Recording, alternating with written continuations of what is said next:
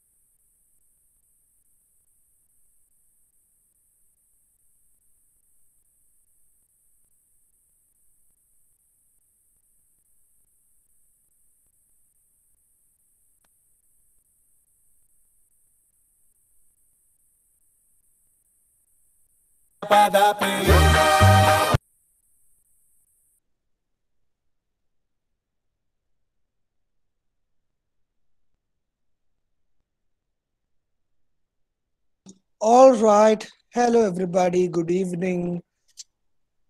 It's 5:30 p.m. and well, I don't know if a sorry is enough, but nonetheless, the Zor Se Jatka meant that at 5:30 on screen, what I can see is close to 90 people in the house.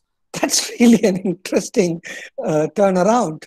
But nonetheless, I would like to look at it in a rather constructive way rather than the traditional way of looking at it like the teacher took the cane and the kids are here.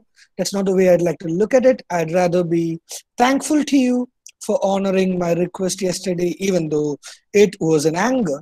I'd like to thank you for honoring my request and being here exactly in and around 5:30, 31, 32, and close to 90. Somewhat is full house, which means because most of you are here on time rather than in time, we can get started exactly at 5:31, 32, rather than maybe slightly prolonging till 35, 40. So that's good for a start. Maybe just one more minute to have a few more in because there are a few who are trying to sneak in. So let me just get them in. Now we have 96. Oh my goodness. Today, well, I don't want to go on justifying it or rationalizing it, but then, yeah, I did lose my cool. But today, quite contrastingly, I am really, really overwhelmed by. I don't know whether if it's because I'm going to teach the theater of absurd to you, or whether it's because I'm seeing almost all of you present on time. This is going to a full house. 99 now. Goodness me. Okay, so let's get started without further ado. Okay, another doesn't matter. Okay, let's get started. And again, I'd like to begin by thanking you all for being here on time, honoring my invitation. And even though a sorry may or may not be adequate, apologies for what happened yesterday. Nonetheless, today we are in for a treat, though I'm not sure how far and where that's going to end up with. But nonetheless, today we are going to deal with the theater of the absurd and, in particular, Waiting for Godot by Samuel Beckett. And when I say that, I have a strong hunch that waiting for Godot would somewhat be a waiting, and we would rather be discussing the theater of the absurd a bit more than waiting for Godot. I'll tell you why. Speaking about waiting for Godot, before, I mean, to be very specific, um, I was speaking to you yesterday about plays that you may pick and maybe that you may neglect when it comes to exams. I told you that Look Back in Anger is a play where all that you can do somewhat is write summary, apart from, say, a detailing of what the angry young man moment meant, or just in case they ask you what the kitchen sink realism is, to which I shall come back to tomorrow because we have quite a jam packed session today. So, tomorrow, apart from your annotations and essays, I'll come back to the kitchen sink drama explanation tomorrow. I left it midway yesterday, I know, but I'm also overwhelmed with the sort of mails that you sent me because as I tell you, because we are dealing in an online platform, and because it is inevitably necessary that you have your cam turned off, often I don't get a primary feedback. So even though I lecture or whatever I do, dramatizations I do, I'm not sure how far are you able to benefit from it. So the sort of feedback that I could somewhat get is the responses that you sent me in, either in chat box or through the mail. So when you mail me, like for example, sir, yesterday you defined this as dash and dash and dash, and I have a doubt regarding these two words, and you even send your a snapshot of your note. It's really a delightful sight that just makes me feel assured that my efforts are being honored, and that's something that really pleases anybody. And I do assure you that I'll get back to kitchen sink drama or its description tomorrow. As of today, we'll deal with the theater of the absurd, and under which falls Waiting for Godot by Samuel Beckett, an Irish playwright. And Waiting for Godot, as I told you yesterday, does not have a plot per se. As its subtitle goes on to say, nothing happens, nobody comes, nobody goes. It's a play full of inaction or inactivity. And if you try to go for a plot, yes, there are certain events happening, but they are all nonsensical, absurd. So, more often than not, especially in regular MA classes, while we discuss Waiting for Godot, what the students come back to us with questions is, why should we, after all, read this nonsensical play where nothing happens, nobody comes, nobody goes? Why are we to deal with a plotless plot, or a climaxless plot, or a coherenceless plot, or in a way, that's in fact in vernacular in Malayalam. When I ask students to come prepared with a summary of the play before we start discussing it, they would come up, and when I ask you what is the story of the play, they'd end up saying, "Enda sambandhanu sare kada."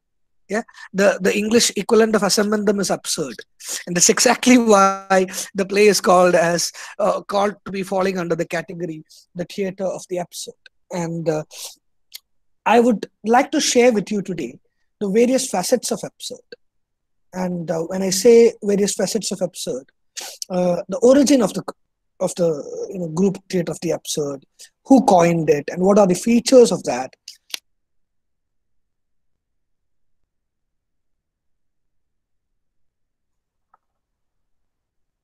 Yeah, I say features because for your assignment, the question is assess the play as an example of theater of the absurd. But at the same time, it also may be asked for your exams as well. So, how far or what are the attributes of a play that falls under the category theater of the absurd? So that's a discussion that we get to get started with, and maybe by 6:30, 6:35, 6:40, hopefully we'll discuss Godot. And when we do so, we try to figure out what would be beneficial for you from an examination perspective. And I'm not going too deep into the play Godot because you can go back to the reference materials or Cliff Notes or eNotes or Spark Notes. And that's in that sense easily comprehensive. All right, so let's get started with. We have 100. Oh my goodness, this is when I just saw this right now. We've got 100 people, a full house today. And it's really pleasing to see that we have a full house. That's really appealing. All right. So let's get started. And yeah, another benefit of having a full house is no one else can enter unless and until you go out due to some technical issues, which means I won't have this beep, beep, beep, beep thing happening. So thank you for that as well. Let's get started with the theater of the absurd. The theater of the absurd emerged somewhat during the earlier half of 1950s and 1950s and the best thing or what led to the theater of the absurd's origin is that uh, the world was torn between two world wars, and in between that something called a great depression in the year 1929, a great economic depression. So amidst the two world wars and the great depression, where everything was at stake, the world witnessed so many murders and a lot of people dying, poverty, diseases, economic recessions, religious faith being challenged. So, amidst all those tumultuous circumstances, uh, a rather distinct mode of art came into fore. And this distinct mode of art was more or less evident in both theater as well as novels and also in other forms.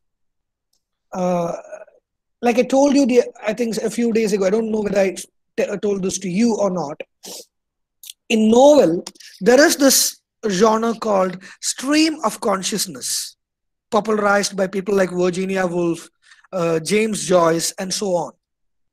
Stream of consciousness is a sort of novel wherein the mind of the character is revealed through the novel, or the thoughts of the character is revealed through the novel. You have novels written by these writers wherein, say, 200 plus pages go about, say, 2 minutes of thoughts of a character, and in 3 pages, say, 2 decades would pass by. So such an interesting blend was used by the what do you call stream of consciousness novelists, including Dorothy Richardson, Virginia Woolf, and James Joyce. If you come to Malayalam, I would say the best stream of consciousness novel exists in Malayalam, titled Manya by M.T. Vasudevan Nair. It's translated into English as The Mist. So it is about. It's also coincidentally about waiting. A school teacher named Vimala waiting for her love to come back to her. And that quest is what that novel is all about. So when you discuss a phenomenon like expressionism that originated in, say, the early half of 20th century, especially in American theater under Eugene O'Neill, uh, I point this out to a lot of my learners. What is expressionism? Expressionism is about dance, music, a lot of indigenous apparatus being used. Then there is this mind of the character revealed, it is psychological in nature. So I tell them expressionism is to theater what stream of consciousness is to novel. For example, if you look at O'Neill's masterpiece, Emperor John's, there are 7 scenes. The first and last scene happen in reality, and the remaining middle 5 scenes are actually manifestations of the protagonist's mind. So how would you interpret, for example, a play like Emperor John? So it is psychological realism. So expressionism is to drama what stream of consciousness does to novel. That's something I observed. And if you go back and read your MEG3 books, I think like Portrait of Artist as a Young Man, you would agree to this. Yes, there is no music though. But then, yeah, you would find this design or this connection between expressionism as well as stream of consciousness. So speaking about uh, the 20th century theater, before explaining the theater of the absurd, I should also briefly discuss the 20th century theater. Maybe I'd elaborate on that sometimes later. But then, like I told you, during Shakespeare, there were 5 acts. Then it was 4, 3 by Oscar Wilde. Yesterday, when we learned Osborne, again, we have 3 acts. But by the time we have this 20th century getting started, there emerged a new form of drama, especially in America. And because you are learning British theater, you're not getting exposed to that part. But maybe if you had studied your, if you had done your UG in under MG University, you would have been familiar with this art form in a book titled "Reading Literatures in English," a Common Course textbook. This art form had its origins in America. It was started and perfected to a certain extent by American playwrights, especially Eugene O'Neill. Tennessee Williams, for instance, was a master in that. And he had his own reasons. This genre that originated in America, in my observation, I may be wrong, you can correct me later, but then this genre that I believe originated in America is popularly called nowadays as the one act plays. There is only one act. There might be several scenes, just like in Emperor John's, there are seven scenes.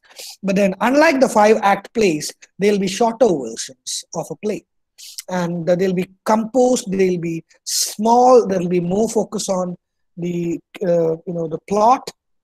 And such plays are called one act plays, of which Tennessee Williams, in particular, was a champion.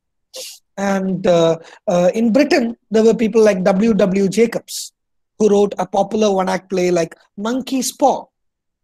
Just in case you don't want to sleep tonight, this is one play you can go back to. And I really pray nobody knocks at your door after you have finished reading that play. It's likely a horror kind of a play, a gothic play. Nonetheless, Monkey's Play by W. Jacobs is a play that you may go back to and read if you feel like. One of the best one act plays that I've seen. Similarly, Tennessee Williams. Tennessee Williams has written a wide range of one act plays. You may go Google, and Wikipedia would tell you an entire list of one act plays by Tennessee Williams if you Google one act plays by Tennessee Williams. And more than one act plays is two act play titled, what was the name?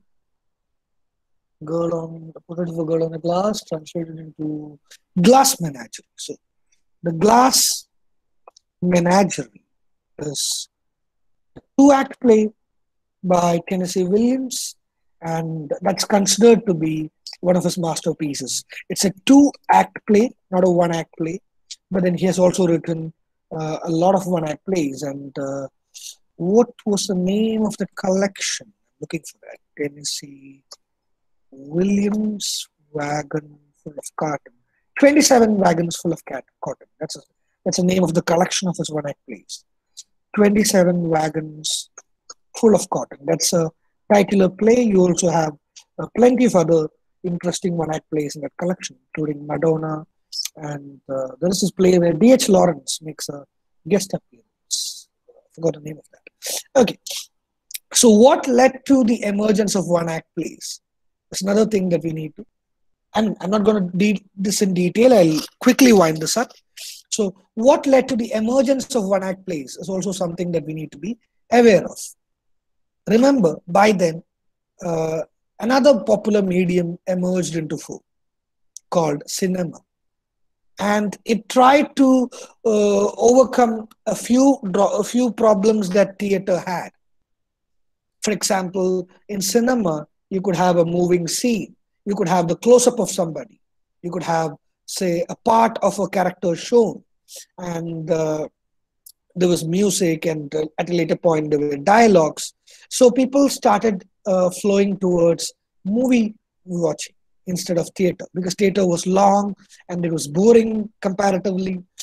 So the 20th century American playwrights came up with this radical form of one act plays. It's like the evolution of cricket.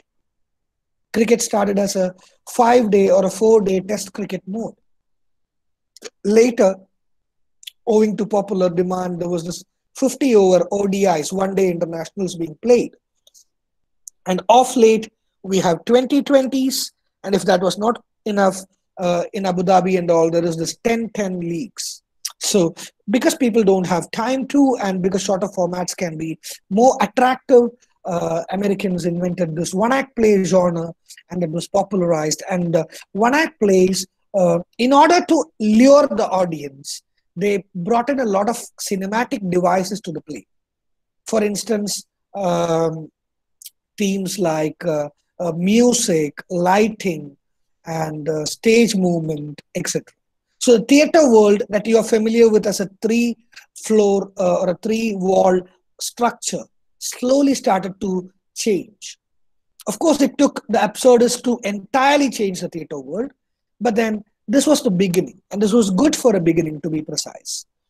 And there are plenty of attributes that I can go on elaborating about the one act plays, particularly about the glass menagerie. Another attraction that these playwrights had while writing one act plays is later they could be, if that becomes popular and successful, it could be converted into a screenplay and adapted into a Hollywood movie. Most of Tennessee Williams' plays later became movies. It was scripted by himself, so he gained a lot of money by doing so. So he followed the structure of one genre to another genre transition. Short story, then one act play, then it becomes a screenplay, it becomes a movie. So this is what led to the popularity and, in a way, I would say, revival of drama. So drama traveled in an entirely different path in terms of stage settings and props. So that's something that you may notice when you go to one act plays. Fortunately or unfortunately, you don't have to study one act plays in this paper. So I won't like to take any further time for that. I'm quickly moving on to the theater of the absurd. So, what exactly is the theater of the absurd? The term theater of the absurd was initially used by a critic named Martin Esslin. You may Google that later, and you may even look at the summary of that book. Martin Esslin wrote a book with the title The Theater of the Absurd in the year 1962, claiming that there are a group of playwrights like Samuel Beckett and Eugene Ionesco and Harold Pinter and so on and on and on, who show a sort of absurdist tendencies in their writings. So this became the foundation of the theater of the, this became the foundation argument towards the concept of absurdity in theater. But just like we speak about a lot of authors denying the critics, most of the playwrights, including Beckett, denied Martin Esslin's charges. They refused to be called as absurdist dramatists. But nonetheless, we can identify certain features that is present in their plays. So before talking about the plays, I would like to speak a little bit about fiction, that is novels. And those novelists also refuse to be called with a tag. And those group of people are called existentialist writers. Existentialism, to be more specific about the ism, existentialism or existential novelists came into fore after 1950s or 1940s, late 1940s, after the Second World War ended.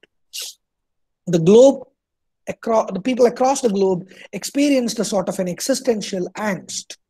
And this could be seen best in the novels of people like Franz Kafka, people like Jean-Paul Sartre, people like Albert Camus. These people came up with novels which were absolutely existential in nature. For example, for a novel like, what was the name of that novel? Franz Kafka wrote a novel called The Trial. In a novel like The Trial, a gentleman, a young man, no, before Metamorphosis, there is this novel called Trial. So in The Trial, there is a youngster who wakes up on the day of his birthday. And as he wakes up, on the two sides of his bed, there are two executors. They ask him to accompany them. And they take him and they execute him on his birthday. ഏതാ പിറന്നാൾ ദിവസം ഉറങ്ങി എണീക്കുന്ന ഒരു ചെറുപ്പക്കാരനെ വാ കഴുമരത്തിലേക്ക് എന്ന് പറഞ്ഞു വിളിച്ചുകൊണ്ട് പോകുന്നു. അവനൊന്നും ചോദിക്കില്ല. He does not ask anything. And he is executed. So state machinery being treated as absurd.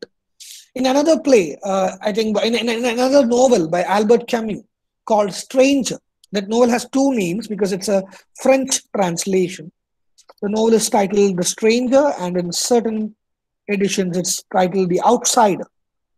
So, in that novel, the protagonist, when the novel begins, he begins by a rather controversial, bizarre statement. He says, Mama died. Mama means mother. Mother died yesterday or today, I do not remember. Strange, isn't it? He says, My mother died, but was it yesterday or today? I don't remember, but I'm on my way to cremate her. And as the play progresses, we see the character getting involved in absurd activities. And he even murders somebody without any cause. Okay. And these writers and their works in particular contained so many characters who had this existential crisis. In a way, the Hamletian to be or not to be. We are all born and we are choiceless. We don't have a choice. And because we are born and because we'll die, we are living a life which is a suffering. We don't know the purpose of life. In a post-war NUI, I taught you that word yesterday, ENNUI. So in a post-war NUI, in a post-war conundrum, they are confused souls with the faith in religion retreating, a lot of deaths, economical instabilities, poverty, diseases. They believe that life is suffering. They believe that life is meaningless. And in this spirit comes the basics of the theater of the absurd. And one link that I shared with you in my initial classes was that of Crash Course Theater. And if you go through Crash Course Theater, you would notice one thing, that they are not dealing purely with British drama, but rather universal theater.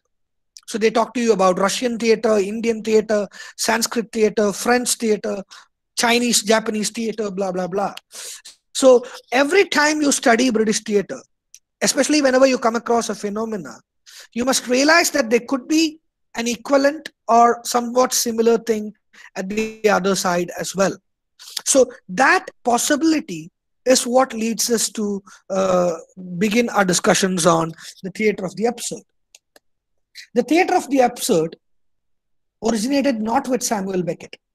I see a lot of people writing assignments and say Samuel Beckett is the father of theater of the absurd. No. First of all, he does not claim that he's an absurdist. But nonetheless, he is not attributed with the beginnings. The theater of the absurd originated in France.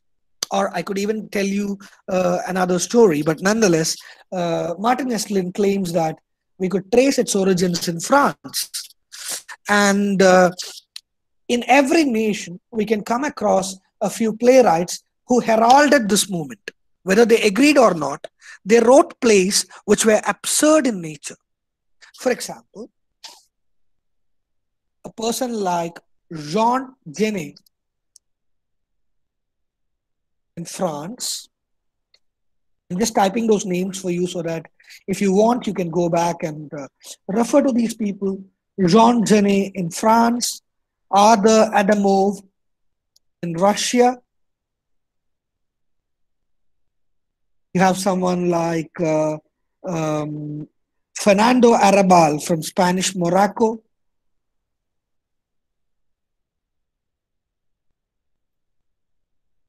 Then you have Samuel Beckett from Ireland. Then again, you have Eugene Ionescu from Romania. Well, whether you put it in Romania or from Romania, or whichever way you see that, that's totally fine. But nonetheless, these were a few exponents of the theater of the absurd. And the way they place bought a sort of a revelation is something that's really enthralling. So what exactly is absurd? The dictionary meaning would say that absurd is something that is against reason or common sense, illogical, clearly false or foolish, Funny because clearly unsuitable or impossible. I'd like to repeat that definition once again because this is central to any discussions on absurd or absurdity. Against reason or common sense, semicolon, clearly false or foolish, again semicolon, funny because clearly unsuitable or impossible. One more time. Against reason or common sense, that is purely illogical, clearly false or foolish, funny because clearly unsuitable or impossible. So Martin Esslin, in the introduction to his book The Theatre of the Absurd, adds some other adjectives like out of harmony with reason or propriety, incongruous, illogical, and so on. And he goes on to define it as follows. And this is a wonderful, interesting paragraph that I'd like to share with you. In common usage, absurd may simply mean ridiculous. But this is not the sense in which Camus used the word and in which it is used when we speak of the theatre of the absurd. In an essay on Kafka, Ionesco defined his understanding of the term as follows. Absurd is that which is, absurd is that which purpose, cut off from his religious, metaphysical, is devoid of, and transcendental roots, man is lost. All his actions become senseless, absurd, useless. I repeat, absurd is that which purpose, cut off from his religious, metaphysical, is devoid of, and transcendental roots, man is lost. All his actions become senseless, absurd, useless. If not for a full house today, in all the class, when I read this definition, I have written it there. I generally tell my students that teaching is one such absurd activity. There are times when, after addressing certain batches, we would feel that all the actions of ours are senseless, absurd, and useless both ways. There are a group of people who believe that, what the hell is this idiot speaking? And vice versa as well. We would feel like, what are these people gathering from my sessions? But nonetheless, before proceeding further with further definitions on the theatre of the absurd, I'd like to give you some attributes of the theatre of the absurd. This is quite central, not only to our discussion today, but also for your exams or for your future life. If at all you go back to beyond the textbook line and you read Jean Genet or Arthur Adamo or Ferrando Arrabal or say Eugene Ionesco or more plays of Samuel Beckett, which are called or labeled as the absurd, you can look for these features and have a scientific analysis of whether those plays are really absurd or not. So speaking about the theatre of the absurd, it is at first characterized by a deliberate refusal of realism. So point number one, refusal of realism. We've heard this realism crap quite a lot of late. Yeah, depicting what is as it is. So that makes sense, right? At this point of time, if you write the story of someone who is jobless because of the COVID pandemic and lockdown, that's realistic. It makes sense to you. When you, even if say 10 years after you read that book, it makes complete sense to you that guy lost his job and maybe he committed suicide because of that. But then the theatre of the absurd has an absolute rejection of what may be called as realism. Although there are moments which carry the traces of the realistic works, realism is never the basic principle when it comes to the absurdist plays. The main principle is to search, on the contrary, in a fundamental unreality which manifests itself as much in the framework as in the intrigue or the characters who oscillate between lack of feeling and nullity and the improbability of the most fantastic sort. I know it's a bit complicated, so again I'd like to read that for you.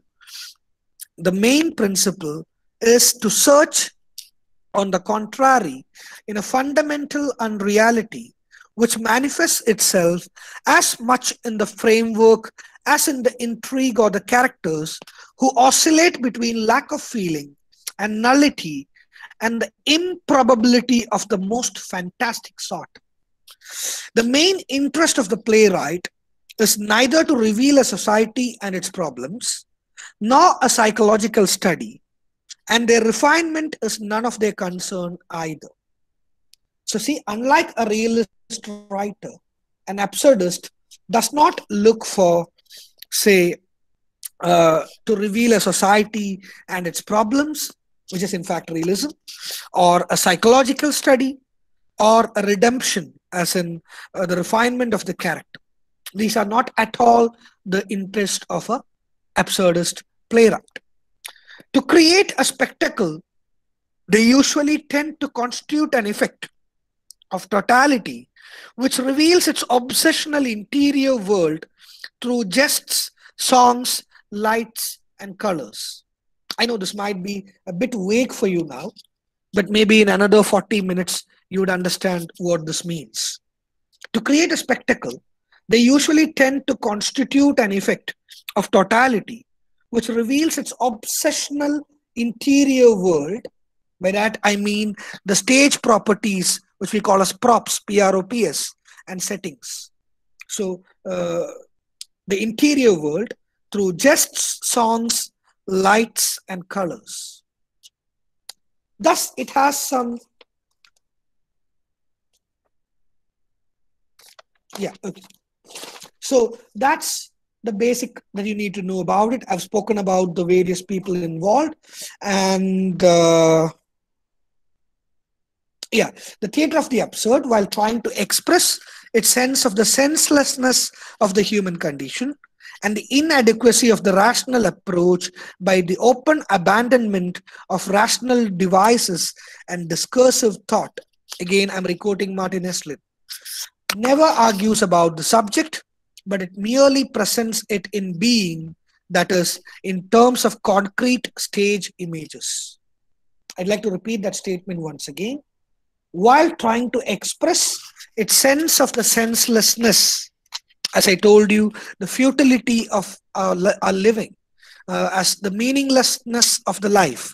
So, in an attempt to depict the sense of the senselessness of the human condition and the inadequacy of the rational approach, that is, realistic approach, by the open abandonment of rational devices and discursive thoughts, that is, anything that's commonsensical, anything that is logical, that is being dismissed, the theater of the absurd or absurdist playwrights never argue about the subject, but it merely presents it in being, B-E-I-N-G. It never argues about the subject. There might be a character who has memory problems. They do not prod deep into the problems, what led to the memory problems. They present the character as it is. And that forgetting can sometimes be a replica of the society's habit. Probable. It could be symbolic in that sense. So, yeah, presents it in being, that is, in terms of concrete stage images. The radical but poetic language of it also emerges from these images. But what happens on the stage transcends and often contradicts the words spoken by the characters. That's a major thing. It often transcends the stage and often contradicts the words spoken by the characters. You can see this coming into effect absolutely in Waiting for Godot. When you read Godot, you can see that this is exactly what happens in Godot. It finds its most various forms. When you go through these plays, you would come that it takes various shapes with various playwrights. The way Ionesco handles absurdism is different from the way Beckett handles it. The way, for example, Adamo handles is different from Jean Genet. So these transformations should also be noted as you go through these plays at one point or the other. All right. Let's quickly move on to a few more discussions on what do you call the absurdist plays. And this is significant because this will give you an intimate overview to the theater of the absurd. So, in order to make you realize what the theater of the absurd is, I'd like to talk to you a few stories from the theater of the absurd. And for that, I'm conveniently keeping Samuel Beckett apart. I will be discussing to you over the say next 20 to 25 minutes only about one single playwright, and his name is Eugene Ionescu. He is a Romanian playwright, and his works are available in translation in English. You go Google it, you'll see the plays recorded in YouTube. You would also come across certain of his works in b-ok.org. I'll be discussing plays with you in, say, another 30 seconds. And in order to do that, as usual, I'll be logging in from my mobile. Just give me a second. We'll resume in, say, 30 seconds.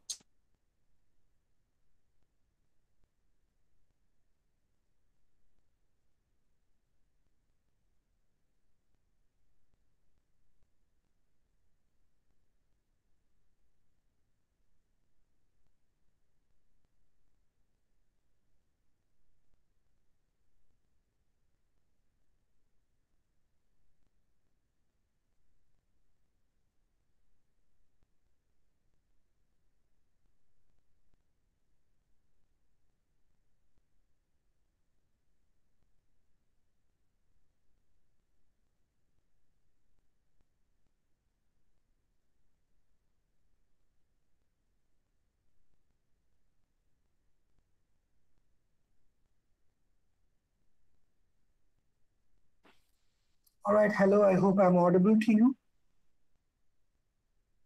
Yes, Hello. sir. Yes, sir. Yes, sir. Please go ahead.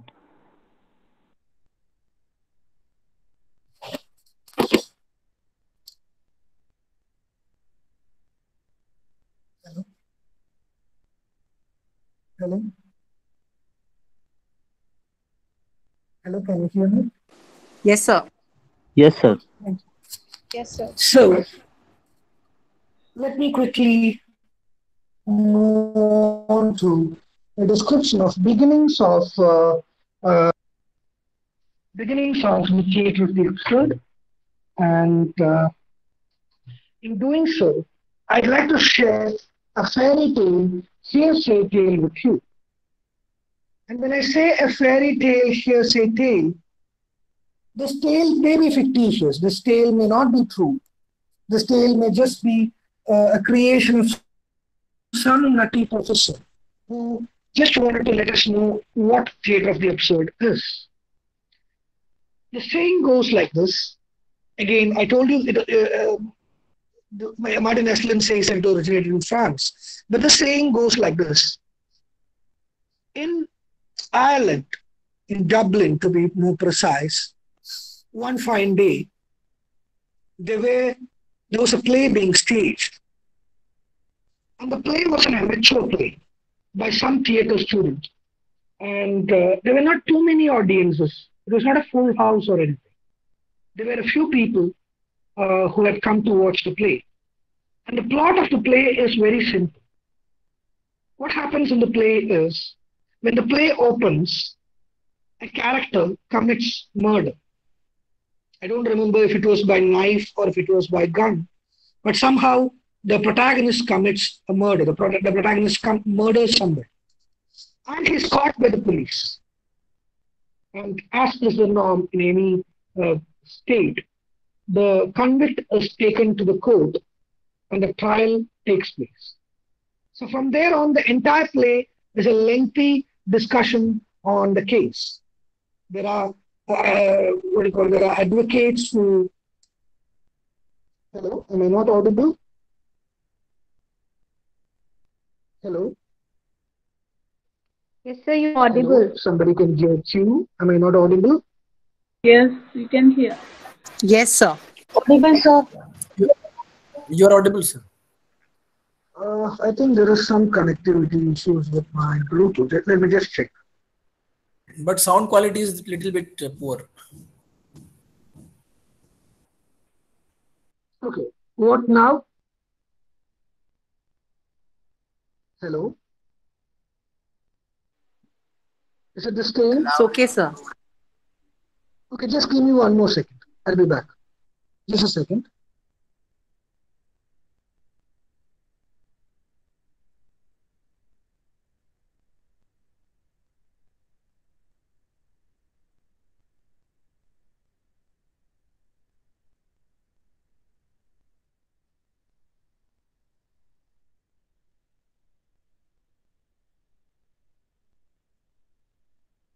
Hello.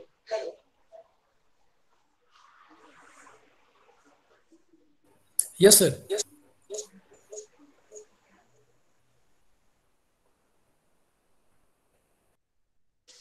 Okay, I hope I'm audible now. Yes, sir. Hello. Yes, Yes, sir. Yes, sir. sir. Yes, sir. We can carry on. Quite clear, sir. Okay, thank you. Let me know just in case the voice drops at any point of time. I hope it's fine now. So I was trying to tell you that this is a fictitious story regarding the origins of theatre of the absurd. Once upon a time, in Dublin, that is in Ireland, there was a play being staged, and it was an amateurish play by a theatre student. And the house was not full or anything. So in an auditorium, a play was being staged to a mixed audience. And when the play begins, the protagonist commits a murder. He murders somebody. I don't remember whether it was with knife or gun, but nonetheless, he kills somebody. And he is caught by the police. And the procedures are followed, and he's taken to the court. And the entire play, which is about, say, 2.5 hours, is about the convict being taken to the court and then the court proceedings. The advocates arguing for and against the person being executed.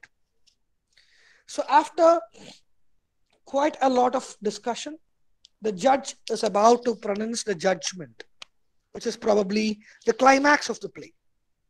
The judge is about to say, because the prosecution has failed to prove with sufficient evidences that the party has committed a crime, he is acquitted. So the judge is about to say this. The judge says that the evidences are not strong, the prosecution has not succeeded in being convincing, and he's about to say that uh, the culprit is going to be acquitted. So you imagine yourselves in the foot of the audience. You are watching this play.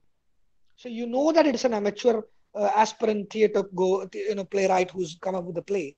So right from the beginning, you're watching this play, and because it's a drag, 1.5 hours of court proceedings, you feel bored. Maybe you don't walk out because he's your friend, probably the playwright or the actor or someone is your friend, or you have some other motive, so you have to kill time, so you have to bear with this. So you don't walk out of that auditorium. You're there in that auditorium. And what happens when you watch a boring movie or a boring play? There is someone sitting next to you. You'll be talking to that person and saying, "Are yaar, kya bakwas hai? What a boring movie or what a boring play." So you had such banters with the people sitting next to you. You chit chat, maybe you yawn a lot, and you watch this play. So towards the fag end of the play, the judge is about to say, "The prosecution has failed, and I'm going to acquit the convict." And then all of a sudden, to everybody's surprise, the person who is sitting next to you stands up and says, "Your Honor, I have something to say. I witnessed the murder." Surprise. So he puts his hands up and says, "I have something to say. I saw this guy committing a murder. You cannot acquit him." So then the judge says, "A court is a court. If you have to say something and it has to be valid, you have to come up. Only if you give a statement in court, it becomes valid. So if you want to say something, come up and perform." So you are startled because you just told him what a bakwas play this is. And that guy is standing up and he has transformed himself to be a central character in the play. He walks up stage, he goes to the dais, says, I speak truth and only truth and nothing without truth.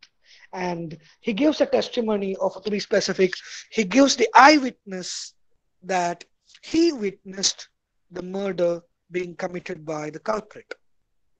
And as an anticlimax or the climax, whatever you call it, to the play, The judge proclaims that the culprit be hanged to death, and thus the play comes to an end. I've heard various versions of the story, often associated with Samuel Beckett.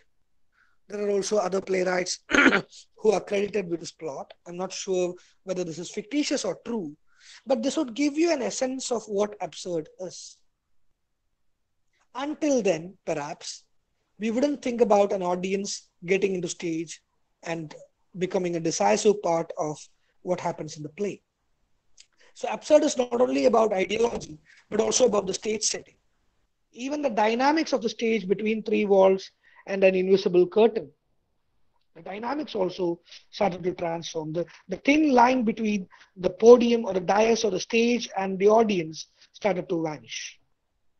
Now, very quickly, because we are up to 6:20 now, very quickly, I'd like to discuss 3 to 4 plays with you. Later, you can go back and Google these plays. Again, as I told you, these plays are or were written by the Romanian playwright Eugene Ionescu. The plays are titled The Lesson, Lesson. Then the plays are titled The Lesson, Amedi, Amedi. Another play, I got to refer that because that's such a long title. Um, Another play is titled The Future is in Eggs, or It Takes All Sorts to Make a World. I repeat, the future is in eggs, or it takes all sort to make a world. Apart from this, I'd also be discussing in detail the chairs as well as rhinoceros. I repeat, the lesson, Amedi, all the world is in eggs and blah, blah, blah. The chairs, Chairs, and also rhinoceros. So these are the plays I'll be discussing very briefly with you. So what happens in the lesson is that there's a teacher, a retired teacher, probably say in his late 50s or early 60s, who's waiting in a hotel room. He's waiting for his student to come so that he can take tuitions for her. The teacher waits, the student comes. She is barely, say, 14, 15, 16 years old, kind of resembling Ophelia because she is careless. She's not that interested to learn. Maybe she's come because her parents forced her to go for tuitions. Maybe she wants to pass. So the student comes, the teacher starts teaching her very passionately. But then she does not pay heed to him at all. She is distracted, she yawns, she has her own childishness. And at the heat of the moment, you know what the teacher does? Any guesses? The teacher tries to teach passionately and the child is not listening. He gets furious, he gets angry. What does he do? Are you guys here? Hello? Yes, sir. Hello? Yes, please, Maybe, Nirupama. maybe BT. That's the least that we do in reality, right? But then, Shavati Gutale Kartige. Yeah, maybe that's the least that a teacher could do. But then even Kane is banned of late. But then, because it's fiction and because it's absurd, don't look for realities. But then, what the teacher does is, in the heat of a moment, because he gets angry, he's passionately trying to teach and the student is not paying heed. He murders her. He kills her. And when he looks back, he sees that the maid is cleaning the floor. There is an eyewitness. But then the maid helps him bury the corpse of the child or to hide the corpse of the child under the carpet. And the play ends with the teacher waiting for the next student to come. I'm sure already the horror BGM would be running in your minds. Let me move on to the Amedi. Amedi is a play which reveals to us the life of a couple, a married husband and wife. It's been quite a few years since they've been married. They are in a they are married, they are couples, and they are living together.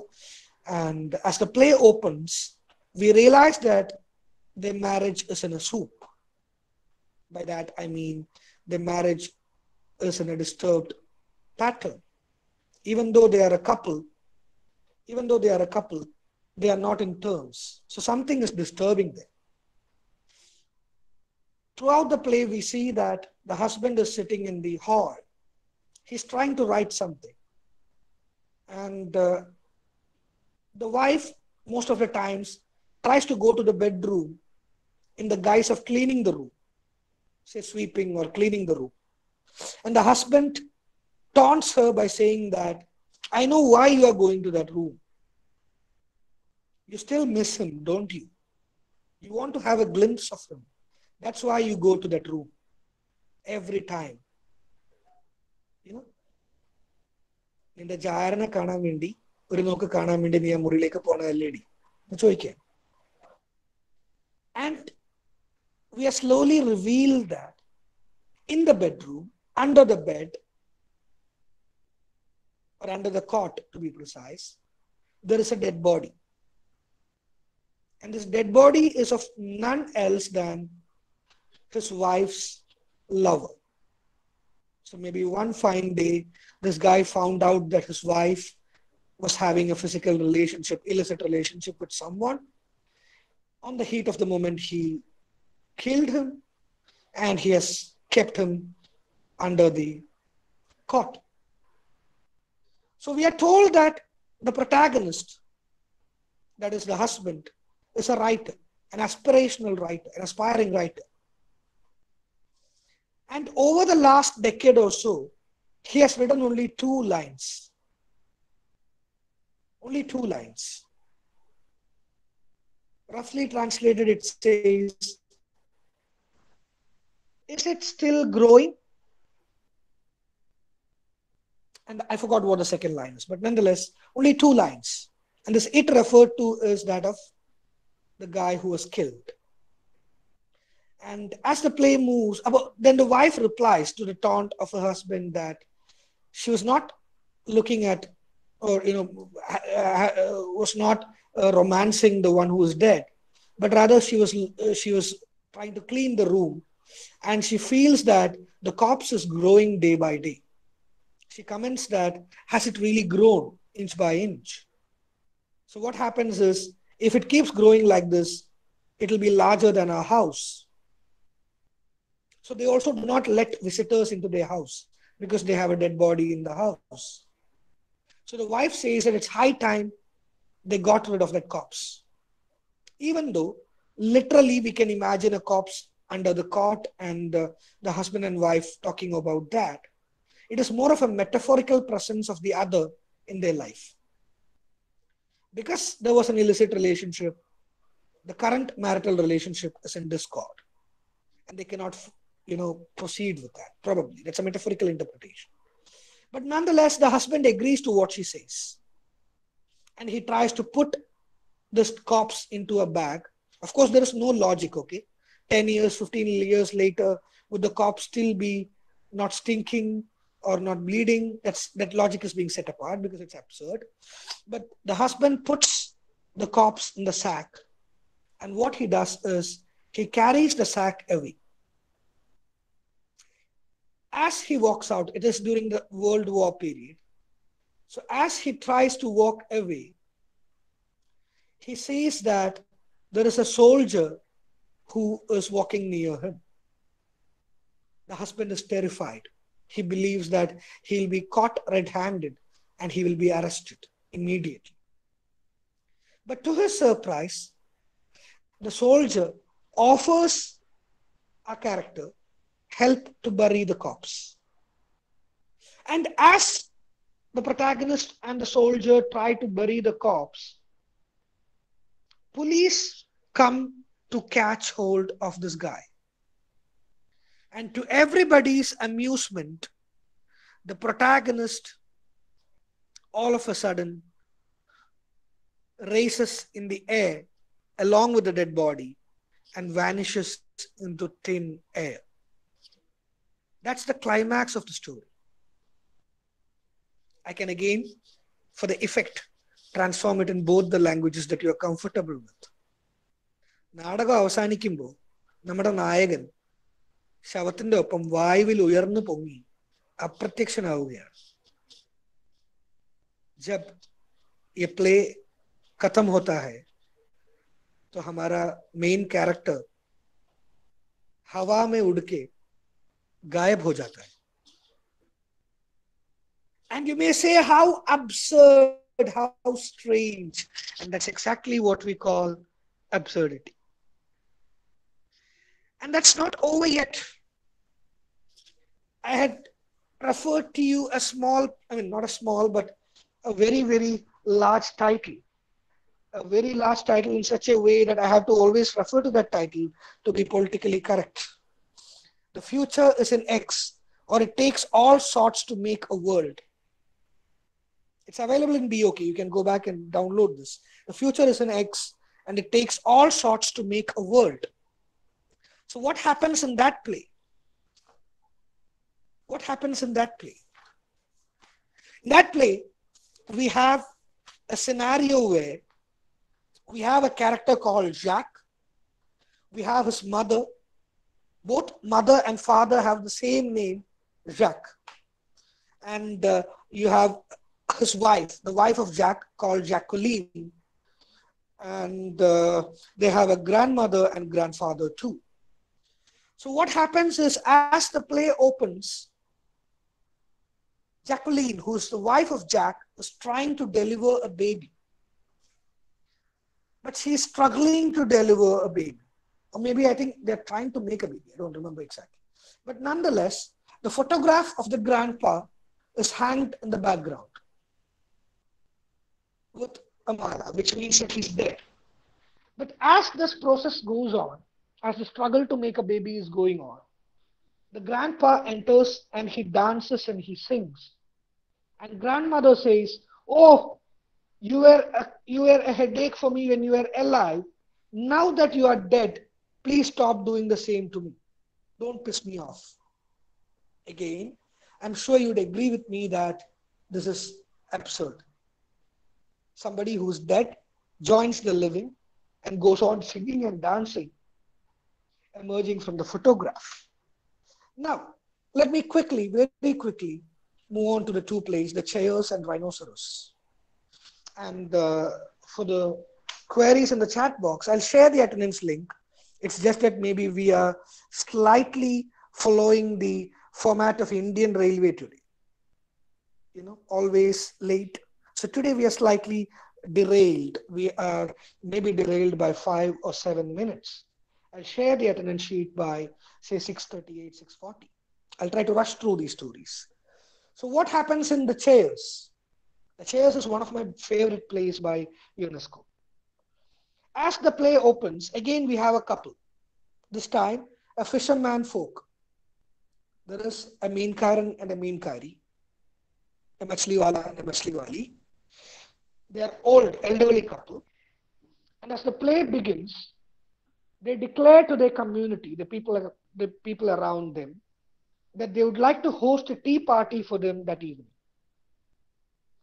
And they tell that they have discovered a worldly secret which nobody knows. Nobody knows the secret. And we have discovered the secret. And because we are aware of that worldly secret now, we'd like to share it with you. So come join us for tea in the evening. And this builds up. Mind you, there are only two characters on stage. Nobody else is there. These two characters, this couple, build up by their dialogues. And they go on to say that, okay, it's evening, it's getting evening, the guests will arrive now, okay, they are coming. And there is this sort of mono act, sort of an enactment. They assume crowd and with my, the limitations of the online mode, there's the problem is that I can't act. What they do is, oh, please, don't, rush. Go slowly. Everybody will be served tea. And he says, Martha, please bring tea for Mr. Fernandez. Oh, Mrs. Fernandez, you haven't got your diabetic tea. Please don't put sugar for her. And they go on improvising the stage. And when you look at that, you would feel slightly surprised because only two people are on the stage. But the way they act, you'd feel that the stage is full. There are chairs, empty chairs, but you'd feel that those chairs are full. And they would go on enacting, and they would be saying, everybody are impatient technically. They want to know what the truth is. And they go on to reassure them that please be patient, please be patient. I'll tell you the truth in a moment. We are waiting for a few more people to come. Let them come. For example, Jamila from the neighborhood hasn't come, or Fernandez hasn't come yet. Let them also join. Please have your tea. Please enjoy your tea and the biscuits. Martha, please bring her more biscuits. And it goes on like that. And this goes on for, say, 45, 50 minutes. And by now, you would have understood that those chairs, those neighborhood people who would have come to know the secret are actually the audience. That's you. For example, when I'm telling you the story right now, you are the people who want to know what these two people have to say, because for 50 minutes, if they are engaging you like this, there must be something that they want to convey to you. So you're all eagerly and impatiently waiting for them to reveal that.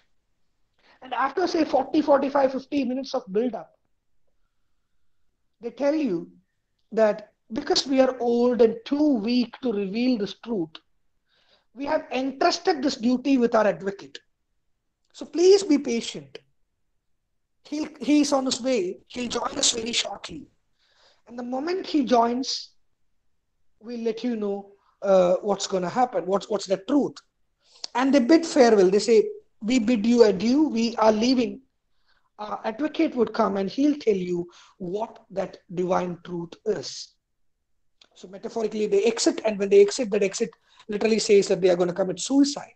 They both go and get drowned in the sea. But we, the audience, are eagerly waiting for the advocate. And then, before they leave, they say, okay, here comes our advocate. Now we leave it to him and we take goodbye. Bye, everybody. Thanks for your patient listening. We are taking leave. He'll tell you the truth. And they leave. They leave means they are going to die. And the advocate comes. And for Malayalis, I think this would be a better example. Once, 5-6 years ago, this play was enacted in the town hall, municipal town hall in Ernakulam North. And the role of the advocate was played by Sunil Sugada. I'm sure you're all familiar with Sunil Sugada, the guy who played the Kapyar in Amin, or the one who played the insurance agent in Big B, etc., etc. So he played the role of this Vakil.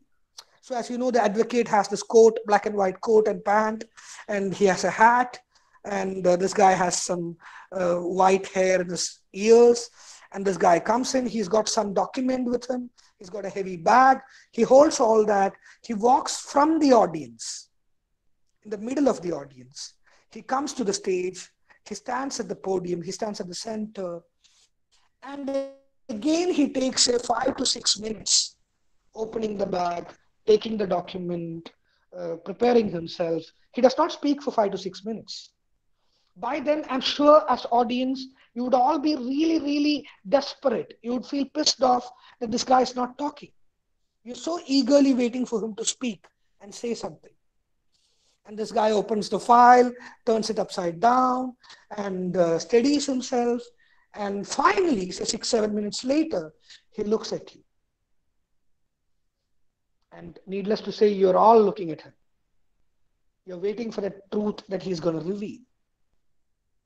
And then for a minute or two, he looks at you, but he doesn't talk. So an obvious response is somebody from the audience would end up saying, "Onnu paranju tolekada." Yeah? Say something. We have to go. We have to leave. And the character on stage says, blah, blah. I can neither hear or talk. I'm dumb and deaf. and with that, curtains. And I'm sure the moment I said that, you would have said, what absurdity this is. And that's exactly why we call it an absurdist play. And at the height of absurdism, we have the play called Rhinoceros. In fact, it is a metaphorical take on capitalism, or the sort of modern lives that we all live in. In a saffronized India, it can also be seen as a political play in the modern context, or a critique on journalism, or what we may these days call as post-truth. It's one of my favorite plays, Rhinoceros. What happens in Rhinoceros? Again, by now I'm sure you would have left your common senses apart. So listen to the story without commonsensical premonitions. It's a wonderful story. What happens in Rhinoceros? When the play opens, the two characters, especially the protagonist and his friend, the name of the protagonist is Berenger, Berenger. So Berenger and his friend are seated in a cafe. They are sipping over their coffee in a busy street, mind you. For Malayalis, the example I can say is Ernakulam MG Road. Yeah, a busy street like MG Road, there is a cafe, and these people are sitting and sipping over their coffee. And Berenger is seated with his back to the entrance, and his friend is looking to the entrance. So as they sip the coffee, mind you, a busy street in a city center, the people who are sitting with them make exclamatory noises. Like, ah, wow, oh, they make these noises. And Berenger looks back. And he also says, oh my God. What happened? In a busy street like MG Road, say for example, a tiger crosses the road like that. In the play, when the play opens, they are having their coffee. In a busy street, a rhinoceros crosses the road. And people are in exclamation, oh wow, rhino, look at that, rhino, see, Mone, Kuti, see, rhino. And they are all in exclamation. And when we look back at that scene after the end of the play, the problem begins there. Everybody are in exclamation, but nobody thinks logically. Nobody asks, what does this wild animal has to do in a busy city road? You never expect a tiger in a metropolitan road. So the presence of rhinoceros in the city is in that sense a not logical thing. That does not happen generally. But nobody thinks in that way. They are all in admiration. Oh, a rhino. See, a rhino. We have only seen that in zoos and movies or in news channel. So a rhino. And this is the first appearance. In the first appearance, rhino does nothing. Rhino simply comes, it walks the road, and it goes away. And then it makes subsequent appearances in the city. And the second time it comes, it stamps a lady's cat. The third time it comes, we can see that the aggression grows. It kills the cat. So with subsequent appearances, the rhinos are no longer alone and they are no longer harmless. And there is this manager. Berenger works in a bank. So in the bank that Berenger works in, there is this manager who is representational of the modern day media houses. So initially when the rhino appears, they dismiss the statement by saying, a rhino in a city? Absurd. Somebody must be bluffing, cooking a story. As further appearances happen, as they grow aggressive, they end up saying that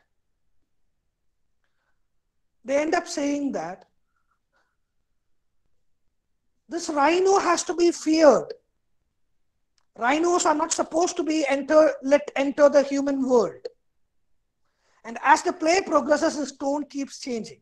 So earlier, rhino, rubbish, somebody is bluffing. Then the tone changes and says, if it is true, we should be scared. Rhinos should not be walking in the street, it should be in the forest. Then it's like rhinos would be threat to the human world. And as rhinos makes further appearances, the tone neutralizes. What's wrong with the rhino? Let them walk. They are also human beings. Corona is a human being. Why can't Corona live? Doesn't have human rights. So let the rhino walk. What's wrong with it? And as the play moves on, we see that day by day, people contract with a disease called rhinocerositis. That is, anybody who come in touch with rhino become rhinos. So day by day, the city is in shock that people are becoming rhinos. So in Beranger's bank, there is a lady. One fine morning, she comes and she starts crying that her husband is missing. She says, I want to see him right now. And everybody tries to console her, saying, don't worry, he'll come to you. And then all of a sudden, a tremor is heard, like an earthquake. The building is shaking. So everybody go out and see what's happening, what's happening. Then below, downstairs, there is this husband who's come in a scooter. And this husband has turned a rhino, mind you. And with his horns, he's hitting at the building. And the moment the lady sees her husband, even though he's a rhino, she jumps from the top floor to the scooter and they ride away. Both the husband and the wife, they ride away to the shock of the colleagues.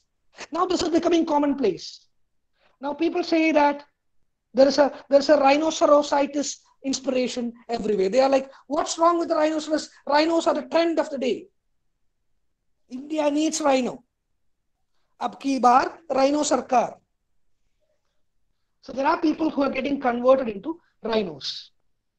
So people are getting transformed. So one fine day, Beranger sees that his friend who was drinking coffee with him in the opening scene has not come to the office over the last 2-3 days. So he wonders what's wrong and he goes to meet him in his hostel.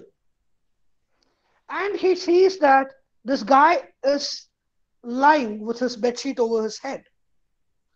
So he goes close to him and asks, what happened to you? Why are you lying in moody policy? And then that guy replies, I was feeling high fever and I wonder if I am becoming a rhino. Is there a horn in my head? He asks. And Beranger dismisses it. Rhinoceros, tenga kola, manga toli. Just get up and come with me. There is nothing. You're totally fine. You have a horn. And he leaves. Then he comes back 2 days later. As they talk, Beranger realizes that he is unable to recognize the language of his friend. He speaks partly like a human, but there is also grumbling noises coming in. And within a few seconds, the horn comes up, the friend becomes a rhino, and he barges towards Beranger. He runs towards Beranger as if to hit him. And Beranger closes the door and runs out. The ending of the play is really interesting. Though it is not befitting to an absurdist play, the ending is really heart-rending. What happens is, as the play draws to the close, with the friend also becoming a rhino, only 2 people are left in the last scene. One is Beranger, the other one is Lady Love, named Daisy. So Daisy and Beranger are on the stage. By now, the rhinos have captured almost all the central places, including the parks, the theaters, the walkways. Every central place, there is a rhino. And the people are getting converted into rhinos. So Beranger and Daisy get involved in a conversation. Perhaps this is one of the best romantic conversations that you would ever come across. Beranger, though an intellectual or a nihilistic sort of a guy, he tries to be a romantic, like Hamlet occasionally does. He tries to tell Daisy that it's okay. Whoever went and became a rhino, it's okay. Let's not bother about them. All that is required for the regeneration of human race is a guy and a girl, which we are. I'm a boy and you're a girl. And if we two cooperate, then we can reproduce the entire humankind and rally them to fight these rhinos. So he's trying to be romantic to put forward that vision of saving the humankind. And it's a universal truth. A guy and a girl can reproduce. And he tries to say very romantically that, my dear Daisy, you and I would reproduce the entire world. And then Daisy is quite distracted, like the character in the lesson. Yeah. She looks outside and says, there's a rhino in the park. Wow, what beauty. Look at their horns. Aren't they really wonderful? And in the middle of these romantic dialogues, Beranga does get provoked, but he tries to get her. He's like, my dear Daisy, we'll regenerate the world. And she's like, wow, look at the horns. My Daisy, chakare ponne karale, meri jaan. And he goes on to say reproduction, regeneration of human race, whatever. And Daisy dismisses it by saying, to hell with you and your regeneration of the humankind. What's wrong with the rhinos? Come join them. I'm going to become a rhino. And she walks out. She leaves the stage to become a rhino. All that is left in the stage is a hero, Berengar. And if you download that book from BOK and read that play, there is about a page or 2.5 of a soliloquy sort of a thing, where Berengar says that, let whoever want to go, go. Let whoever want to become rhino, become rhino. I am not going to be a rhino. I would live and die a human being. And the closing lines of the play is, I will not capitulate. I am not capitulating. But if you watch that play, ever since Daisy leaves, Berengar speaks for a minute and a half.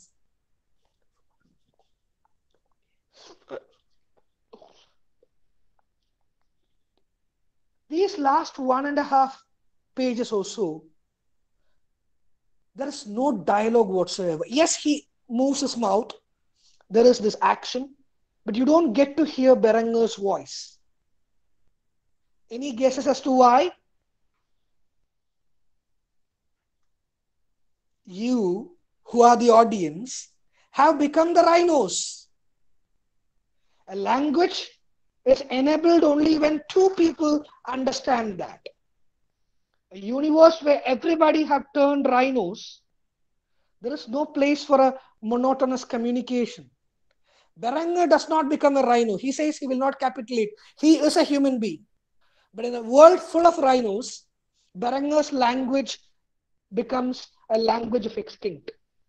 The primary principle of communication. It's a two-way channel communication. So language ceases to exist. It's a rhino language that would replace that, and that it is not comprehensible to Berengar or vice versa. So inadvertently accusing you all, the audience, as rhinos. That's theater of the absurd for you. And speaking about UNESCO, this was his climactic highlight. Rhinoceros was one of his best, in fact, the best of the plays that I've ever read. And with no specific intentions, go back to 2014 and 19 elections of India. Go back to 2011, 12, 8, 9, whatever. Go back to the story of rhinoceros that I've told you. You would realize the political reality with which it's deeply in sync with. There was a time when people said in Gujarat, somebody is ruling and he should never become a ruler. Then there were people who said, there is Godhra riots and this, the one who is carrying and the kid being taken out and etc. etc. etc. If this guy becomes something, he'll be dangerous.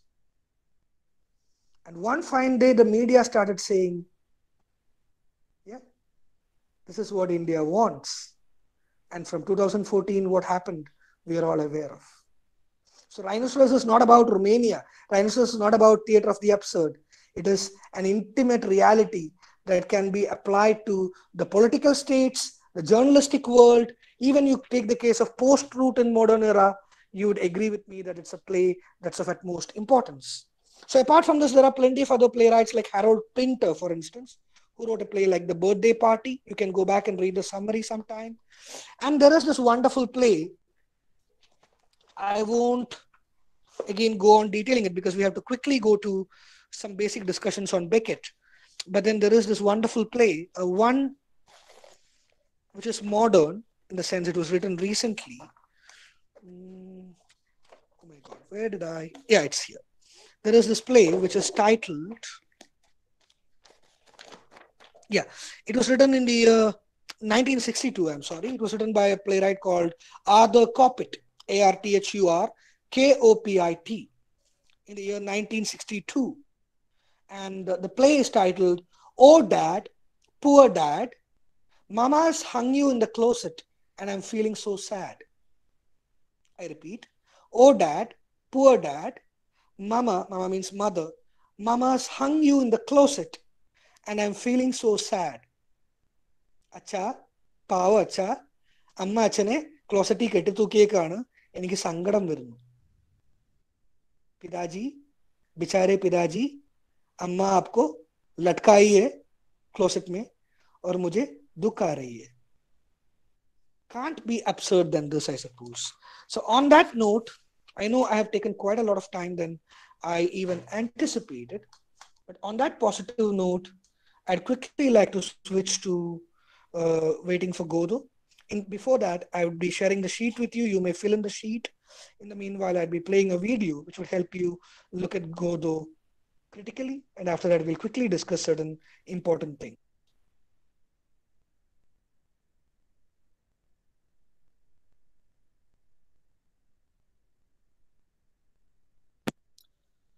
All right, hope I'm audible. I'm going to share the link of the sheet with you.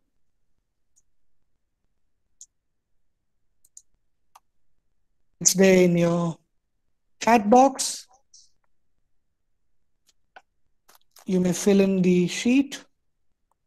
And in the meanwhile, I'm sharing my screen and I'm going to show you a small video that would brief Waiting for Godot for you and the philosophy of Beckett for you. We'll come back and discuss the play within the limited half an hour that we have.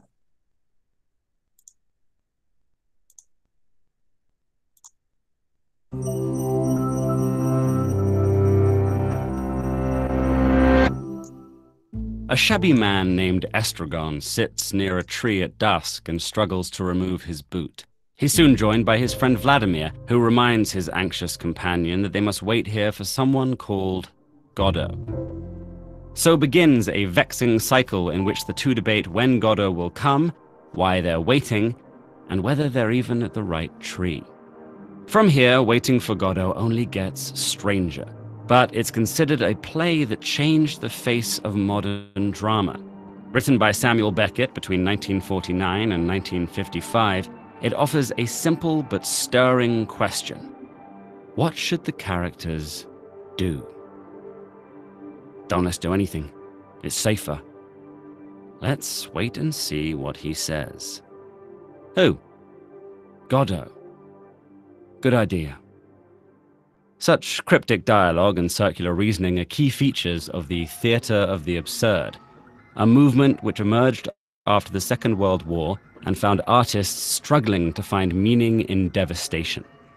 The absurdists deconstructed plot, character, and language to question their meaning and share their profound uncertainty on stage. While this may sound grim, the absurd blends its hopelessness with humor. This is reflected in Beckett's unique approach to genre in Waiting for Godot, which he branded a tragicomedy in 2 acts. Tragically, the characters are locked in an existential conundrum.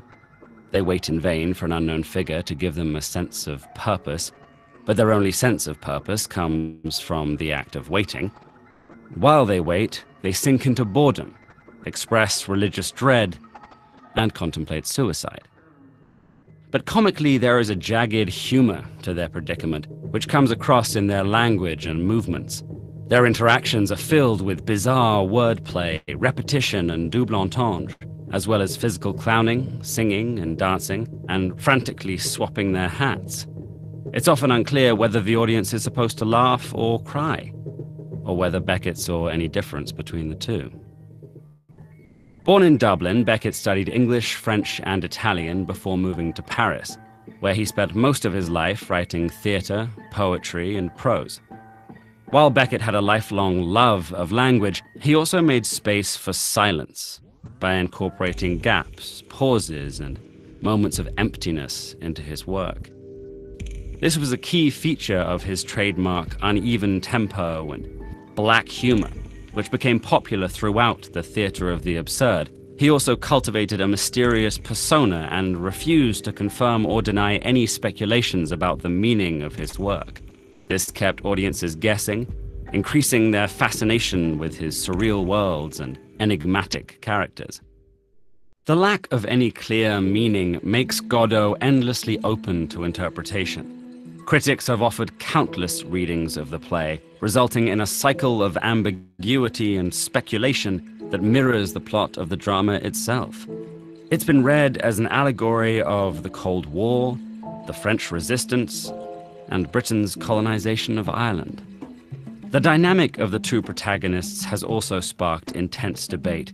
They've been read as survivors of the apocalypse, an aging couple, two impotent friends, and even as personifications of Freud's ego and id. Famously, Beckett said the only thing he could be sure of was that Vladimir and Estragon were wearing bowler hats. Like the critical speculation and maddening plot, their language often goes in circles as the two bicker and banter, lose their train of thought, and pick up right where they left off. We could start all over again, perhaps. That should be easy. It's the start that's difficult.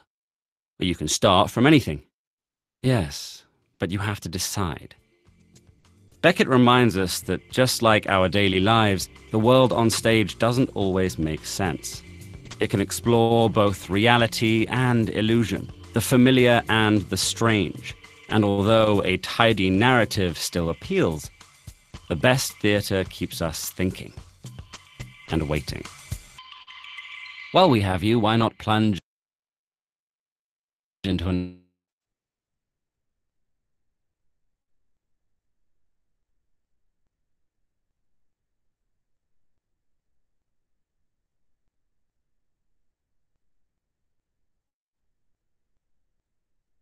All right, we'll resume in a minute. If you are still filling those sheets, please be quick. We'll begin in another minute. I can see only close to 70 names there. Today we had a full house, so please make sure you fill in the details. We'll resume shortly.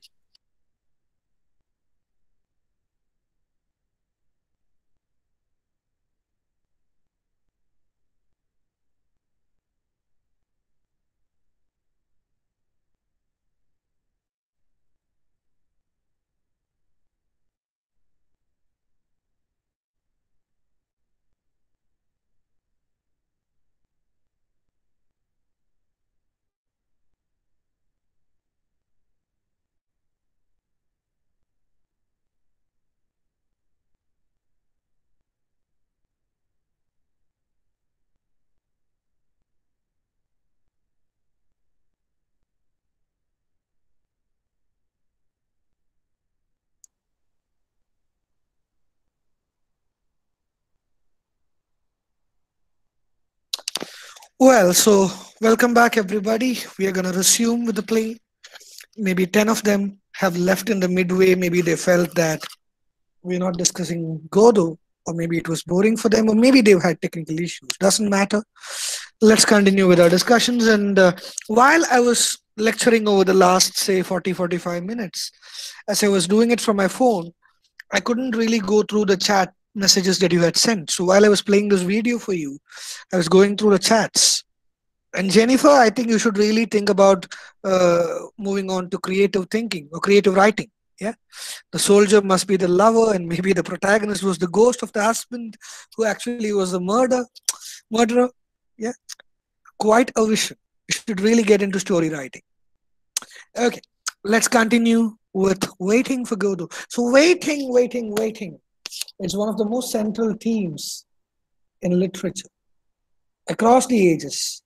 I spoke to you about the stream of consciousness novel, The Mist by M.T. Vasudevan Nair.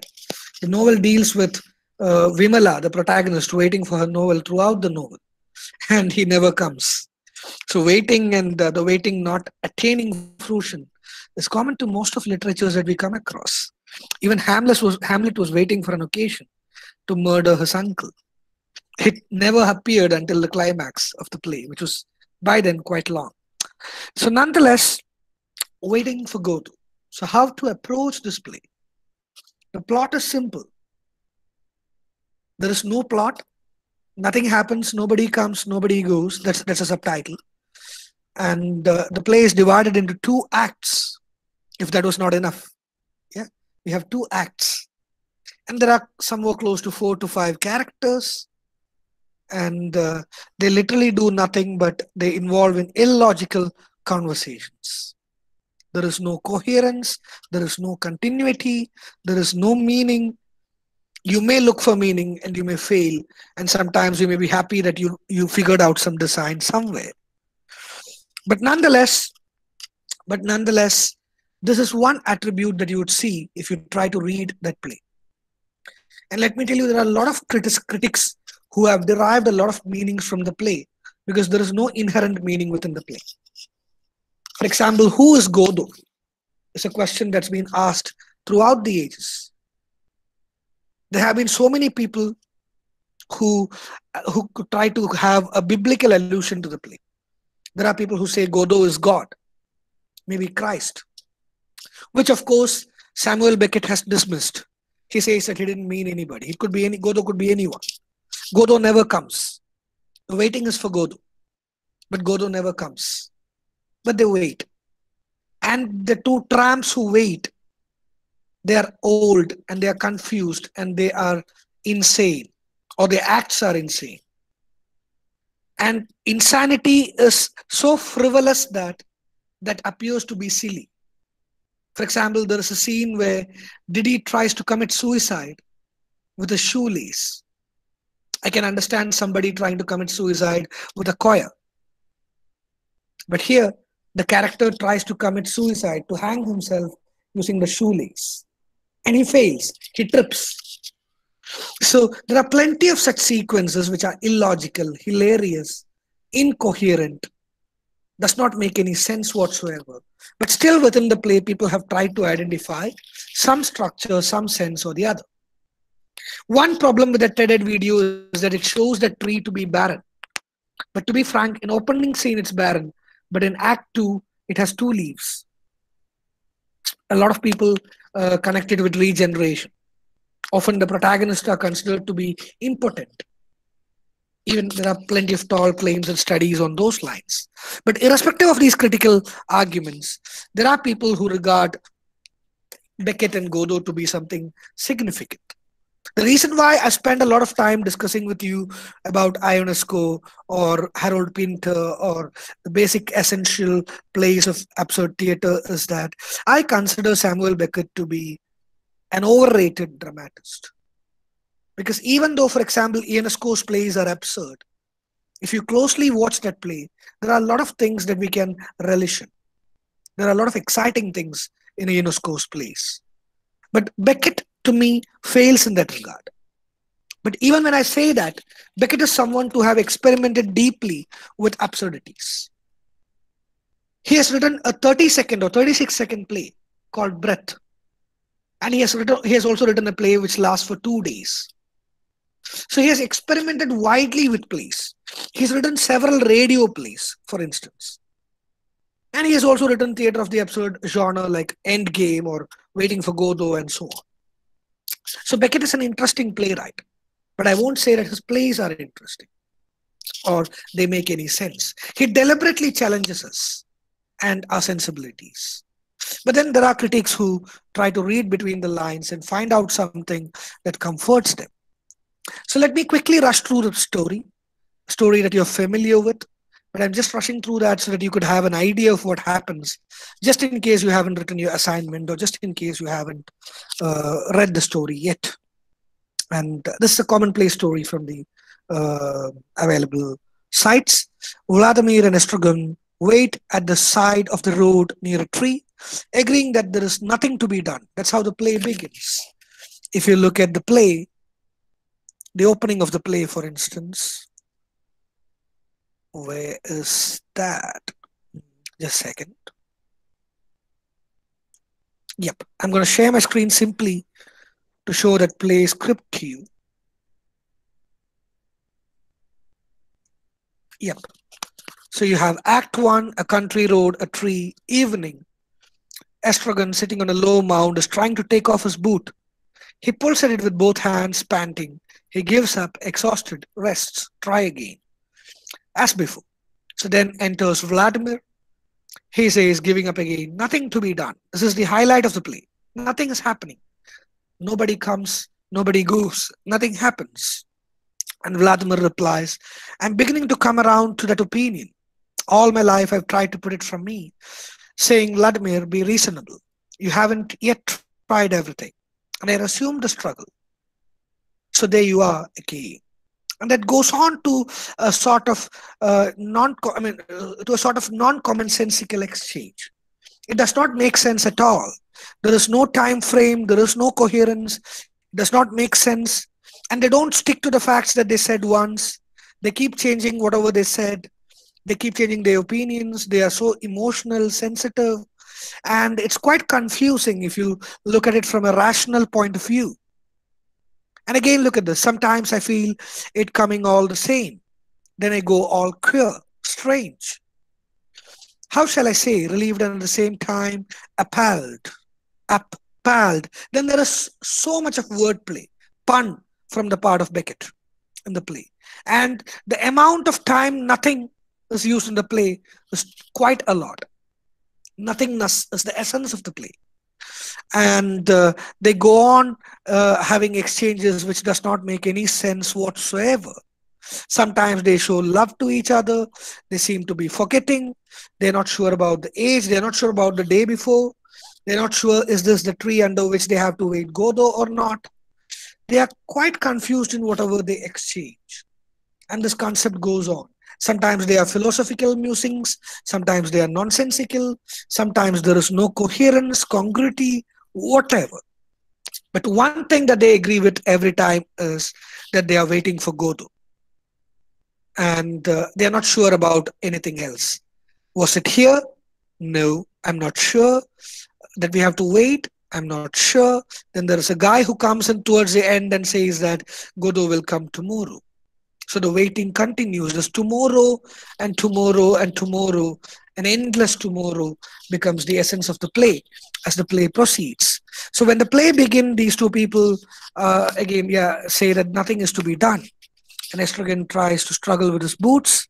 Vladimir asks Estragon, has ever read the Bible? So a religious allusion coming in. Estragon says all he remembers are some colored maps of the Holy Land. Vladimir tells him about the two thieves crucified along with Jesus. One of the Gospels says that one of the thieves was saved, but Vladimir wonders if this is true. Estragon wants to leave, but Vladimir reminds him that they have to wait here for Godot. They both debate whether they are in the right place and whether it's the right day for Godot to come. In the meanwhile, Estragon falls asleep and Vladimir immediately wakes him up, saying he was lonely without him. Strange, isn't it? He starts to describe his dream, the dream that he had while he fell asleep. But Vladimir angrily stops him and tells him to keep his nightmares to himself. Vladimir wonders what he and Estragon should do. And Estragon says that they should wait. They should continue to wait. While waiting, he suggests that they hang themselves on the tree. The two disagree over who should hang himself first, though, and Vladimir concludes that they should just wait for Godot. Estragon asks what Vladimir asked Godot for, and Vladimir says that he made a vague sort of prayer. Estragon is hungry, and Vladimir offers him a carrot. All he can find in his pockets, though, are turnips. Finally, he finds a carrot and gives it to Estragon. Estragon asks if they are tied to Godot, and Vladimir says that they are. The two are interrupted by a loud scream off stage, and Poso and Lucky enter. And that's perhaps something that for you to note, because at the later point of Act 1, there is Lucky's speech, to which I shall come back very shortly. I'm rushing through the summary so that I can come back to some discussions. So Poso and Lucky enter. Poso drives Lucky forward with a whip like a pack animal, with a rope tied around his neck. Lucky is forced to carry Poso's things, like a master-slave relationship. Estragon asks if this is Godo, but then Poso introduces himself. He jerks the rope that is around Lucky's neck and calls him a pig. Lucky brings him a stool and some food. Poso eats some chicken, and Estragon begs him for the leftover bones. Poso gives him the bone.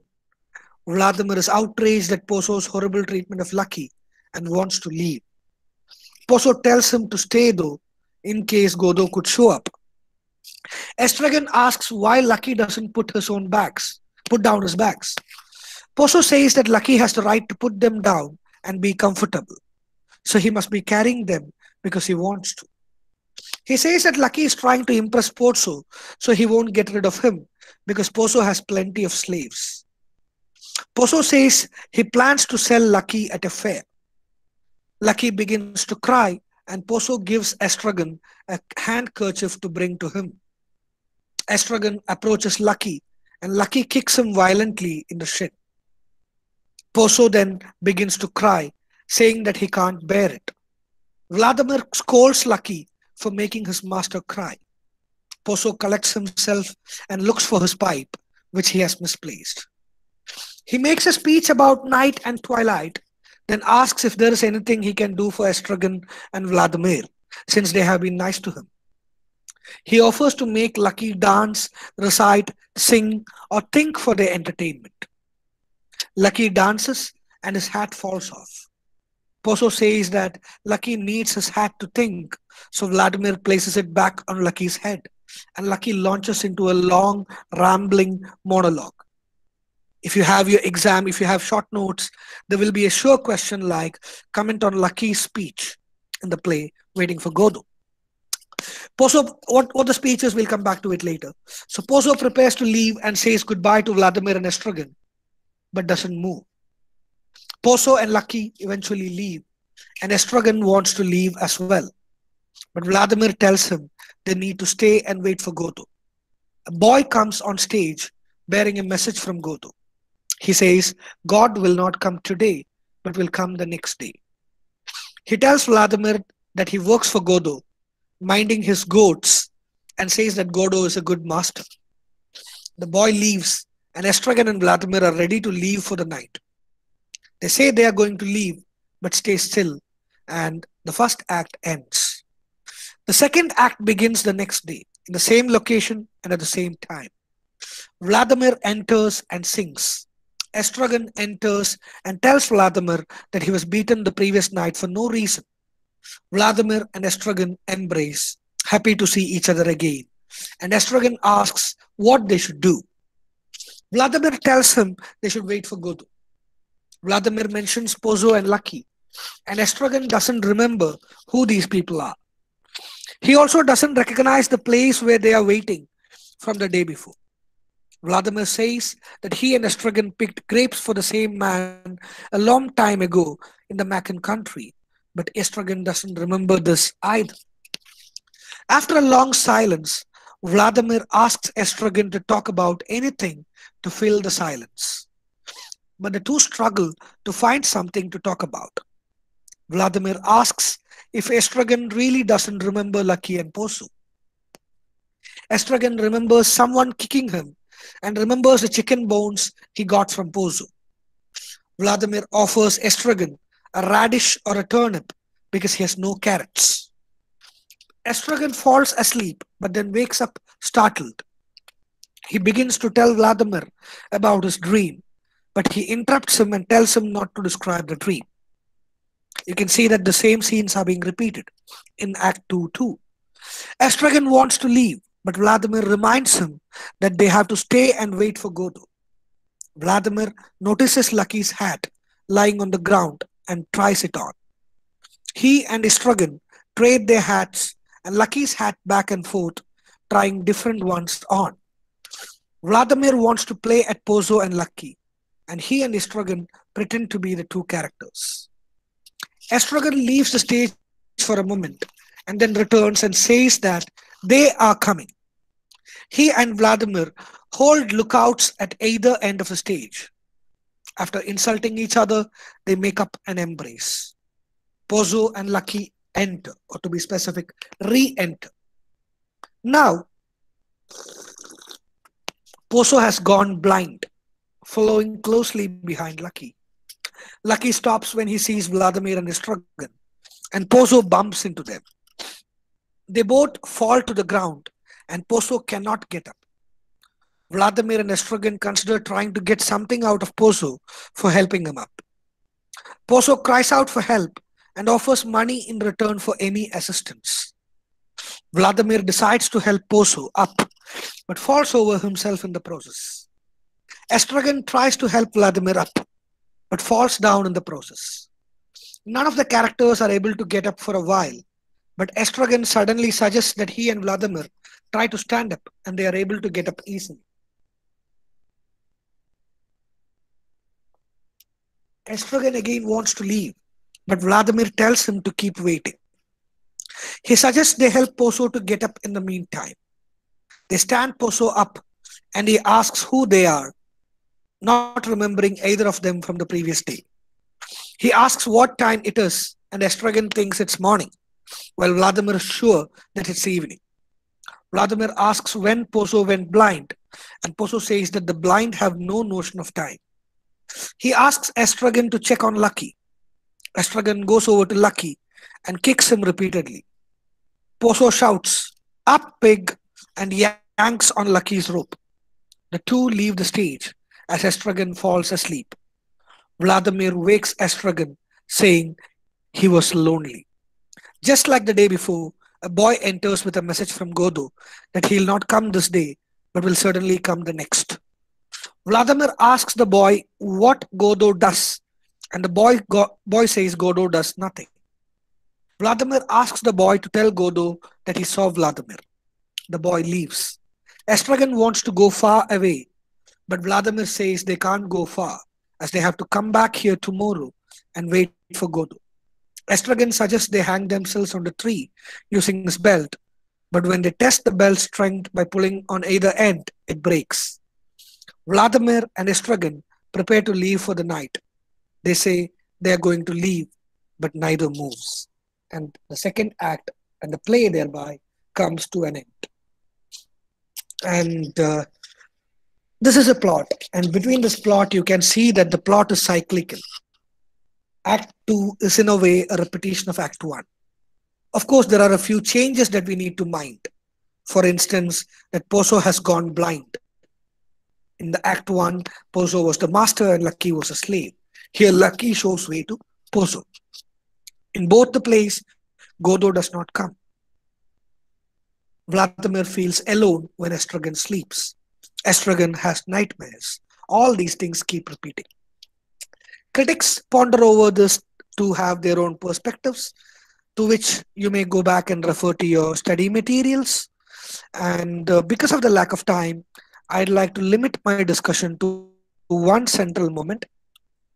I'm sure absurdity is evident to you now, so I'm not going on to elaborate that once again. You can go back and see how this fares, and if possible, go back and read Martin Eslin's introduction, The Theatre of the Absurdity of the Absurd, as well. I'll show you that article a little while later. For the time being, we'll stick to one single aspect due to the lack of time, and that is Lucky's speech. I'm going to share my screen with you, and I'm going to share Lucky's speech. We may not end at 7:30, maybe it'll be 7:40 by the time we wind up. Apologies for that. But I'm going to share a small video of Lucky's speech. We'll watch that, come back, discuss that, and wind up.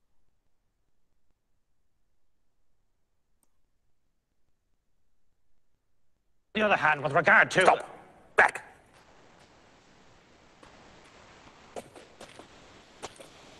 Stop! Think!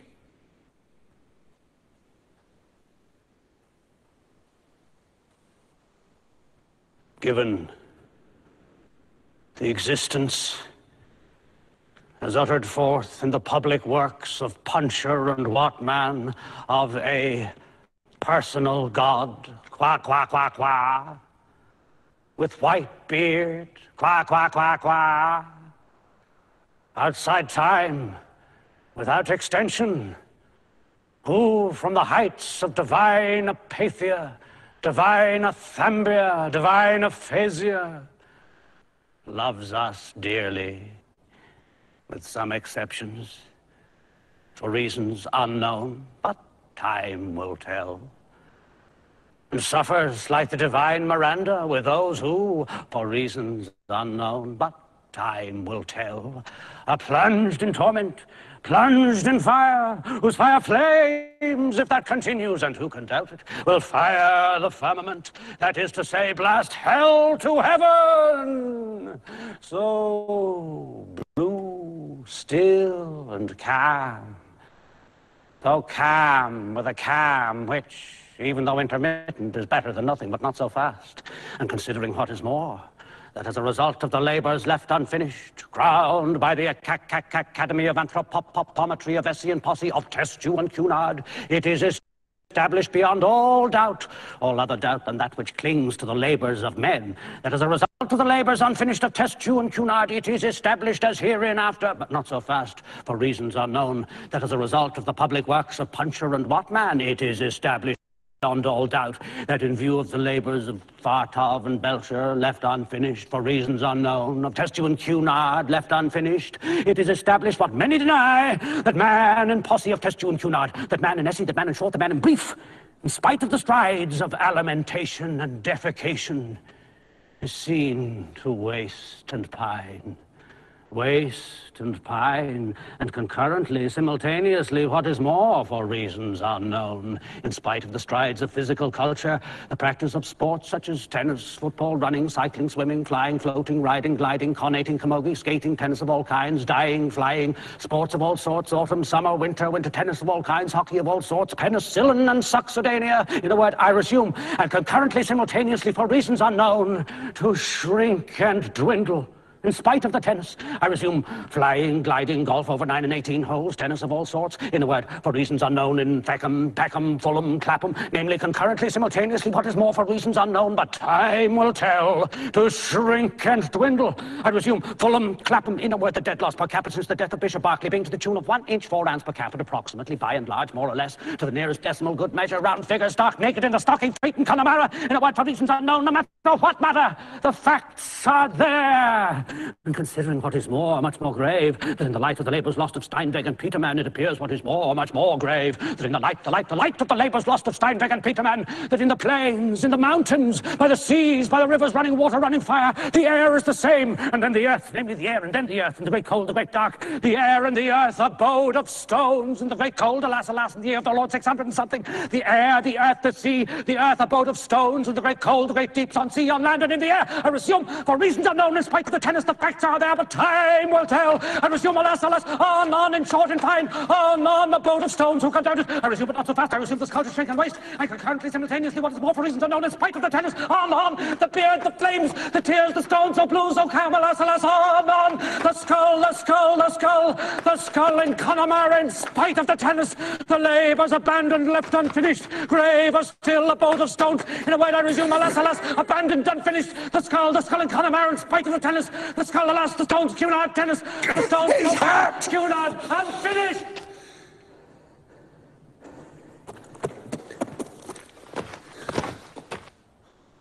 Avenged! Give me that!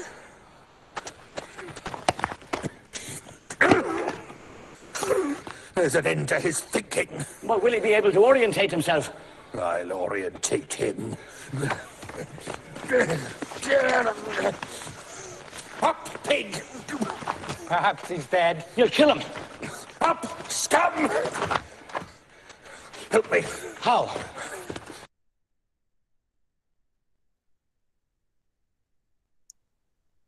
All right. Needless to say, a seemingly nonsensical monologue, a speech in gibberish that doesn't make any sense whatsoever, and something that you would have found to be bizarre. I herewith share the link. Of course, it's there in the text. If you go to the play, you would see that. But then I share here with the play a link of that speech with you if you want to go back to. But then there are critics who have tried to read through this nonsensical text and tried to find some religious meanings to lucky speech. So before we wind up today, I'd like to share my screen with you and quickly tell you about the interpretation. So Samuel Beckett's Waiting for Godot contains quite a few provocative biblical allusions, and one of that is lucky speech near the end of Act 1. I'm just enlarging this just in case you want to see this clear. Okay. So if you look by selecting certain phrases and eliminating others, I have sent the full text to you in the chat box. So if you eliminate a few and read selectively, read between the lines, then they say, given the existence of a personal God with white beard, who from the heights loves us dearly, with some exceptions for reasons unknown, but time will tell and suffers with those who are plagued in torment. It is established beyond all doubt that man is short, wastes and pines, abandoned, unfinished. So there are critics who have identified certain design within the script, and they compare it with the speech in the book of Job, and they try to draw parallels between lucky speech and belief in Christ and biblical allusions to the play. Though Beckett has more often than not denied the biblical allusions in the play. And that's another supreme thing that's often discussed with the play. But for as IGNOR learners, you may not be asked a question like unveil the religious perception in the play. You may simply have a question like assess the play as an absurd play, or assess the characters in the play, or maybe something like justify the title Waiting for Godot, etc. You won't have really political things for your exams. That's how IGNOR generally functions. And before we call it a day, I'd like to share a few links with you. The primary link is the movie. There are plenty of movies made on Waiting for Godot. Not all are available in the web. I have a few in my hard disk, but I can't share it. But then this is one available in YouTube. The scene was shown from this clip. So you can go watch that movie if and when you have time. I would also like to share the link of a short film made on Samuel Beckett's own, another absurd play, Krapp's Last Tape. That's another play by Beckett that I forgot to mention in the meanwhile. So a short film, which is an adaptation of Krapp's Last Tape, in Malayalam though, but I think there are subtitles probably. So if you want to go have a look at it, Krappum Kuruppum, in which the late Dr. V.C. Harris also played a crucial role. You may go back and have a look at that if you want to. Then, well, lucky speech is there in the movie already, but still if you want to have personal 5-minute viewing, I'm sharing that with you. The next link I'm going to share is for those who know Hindi. To me, this is one of the best available adaptations of Waiting for Godot in the web. It is much more better because it's Desi. So you have a Hindi version of Waiting for Godot, which I've shared in the chat box. And I'm also sharing a lecture, again a 30-minute lecture by Dr. V. Hariharan. You all know him already as the head of the Institute of English, Trivandrum. So that's also done. And regarding the books that I was speaking about, The Theatre of the Absurd is one book that you need to take care of. And the lady from Bangalore, you keep asking me about the books that you need to bank on. And I often say that go back to, who was it? Yeah, M.H. Abraham's Glossary of Literary Terms. I would still say that. And I'm going to share my link with you just to show this. It's available in BOK. This is the latest edition of the glossary. Apart from Abrams, Jeffrey Galt Harpham has also edited it. And this is the 10th edition. This is available in BOK for free. If you want to have a look at that, you may go back and download this book. And I would also be happy if you can find some time to go read this essay, Introduction, the Absurdity of the Absurd. This is from Harold Bloom's Modern Critical Interpretations of Samuel Beckett's Waiting for Godot. It's available in BOK too. Page 34, you have Martin Lestlin's introduction. And I'd like to discuss that in brief as well before we wind up. This is the cover page, just in case you want to make sure while downloading. Harold Bloom's critical interpretations. There are plenty of essays regarding this work by people like, say, Walter Asmus, Martin Esslin, Catherine Bachman, Norman Berlin, and so on and on and on. There is even a feministic interpretation of the play, if you want to read it. And page 34 is about the Godot experiment that Martin Esslin speaks about. And even though we speak about this play as absurd, meaningless, in this essay, Martin Esslin draws our attention to a case scenario where this play was performed to a selected audience once. And that selected audience were a group of jail inhabitants, culprits, prisoners.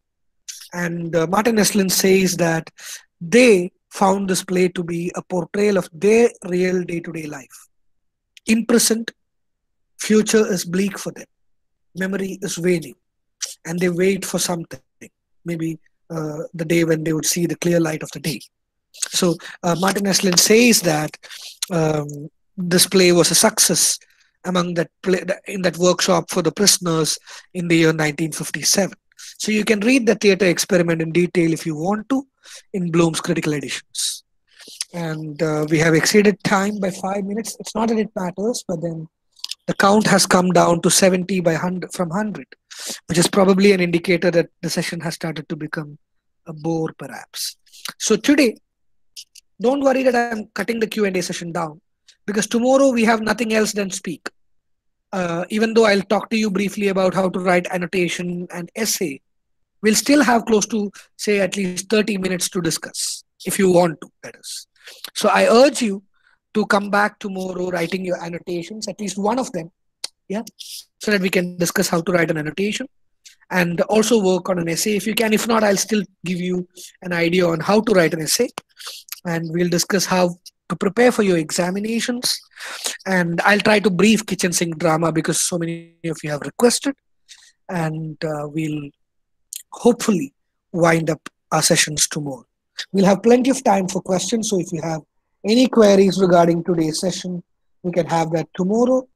And we, as I keep telling you, the recordings is with the regional center.